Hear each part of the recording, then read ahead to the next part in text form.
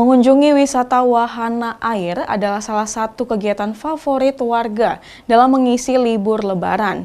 Seperti wahana waterboom Musirawas yang terletak di Kelurahan Trawas, Kecamatan STL Ulu Trawas, Kabupaten Musirawas ramai dikunjungi warga saat libur Lebaran.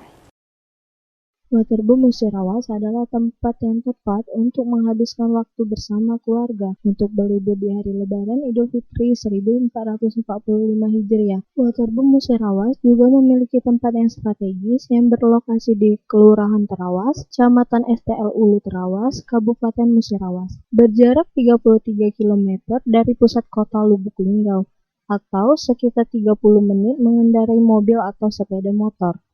Waterboom ini dibuka sejak Kamis 28 Maret 2024.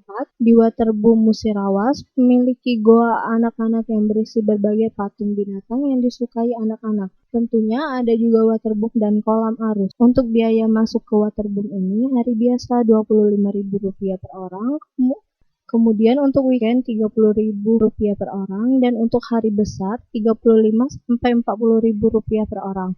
Buka mulai pukul 8 waktu Indonesia Barat sampai dengan pukul 15.30 waktu Indonesia Barat. Rizky Ria Anggraini, Selampari TV melaporkan.